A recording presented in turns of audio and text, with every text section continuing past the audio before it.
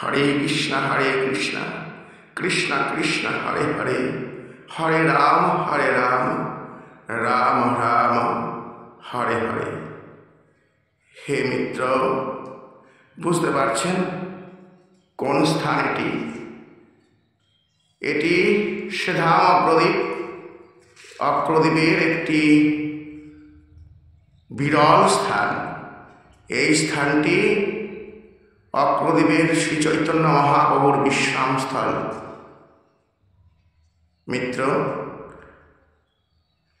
প্রথিত পাবন শ্রীহরি শ্রী চৈতন্য মহাপ্রভু আমার যখন সুদূর মায়াপুর ধাম থেকে কাটোয়ার কেশব ভারতীর কাছে সন্ন্যাস গ্রহণ করতে চান, তখন এই পথে যাওয়ার সময় এই স্থানে মহাপ্রভু আমার বিশ্রাম নেন।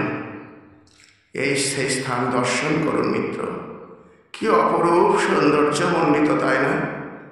নির্জন সুন্দর পরিবেশ হবে না কেন মিত্র? এই স্থানে যে মহাপ্রভু তার লীলা প্রচার করেছিলেন। অগ্রদ্বীপের প্রতিটি কোণায়, মৃত্তিকার প্রতিটি কোণায় কোণায় রয়েছে শ্রী চৈতন্য মহাপ্রভুর লীলা বিজড়িত।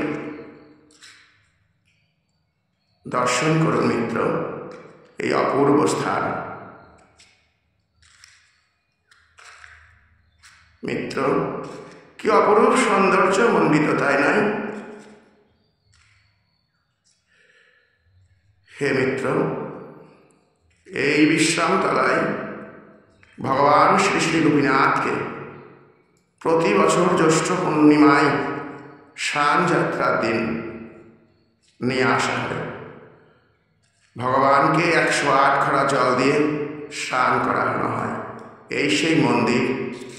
হে মিত্র, হে ভক্তগণ, দর্শন করুন সেই অপূর্ব মূর্তি, অপূর্ব মন্দির।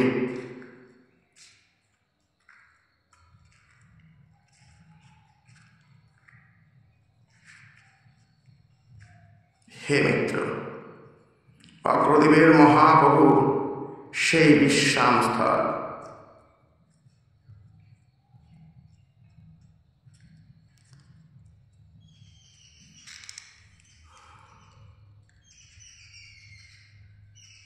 দর্শন করুন হে মিত্র।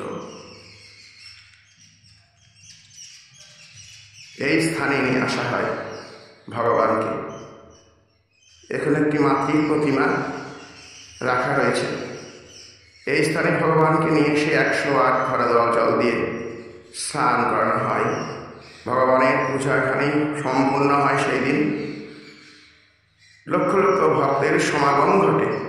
এই স্থানে মহোৎসবের আয়োজন করা হয়। মিত্র, অবশ্যই সুযোগ পেলে এই স্থানটি একবার ঘুরে যাবেন। অগ্রদ্বীপের শ্রী চৈতন্য মহাপ্রভুর বিশ্রামস্থল অপূর্ব অপূর্ব সৌন্দর্য মণ্ডিত। খুবই ভালো লাগবে। দেখবেন মিত্র, এই সেই মন্দির যে মন্দিরে ভগবান শ্রী শ্রী গোপীনাথকে নিয়ে আসা হয়।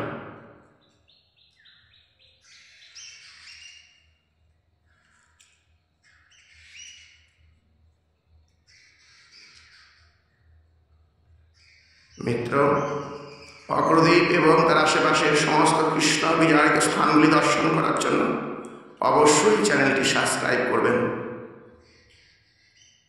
জয় রাধে গোপীনাথ, জয় রাধে, জয় রাধে।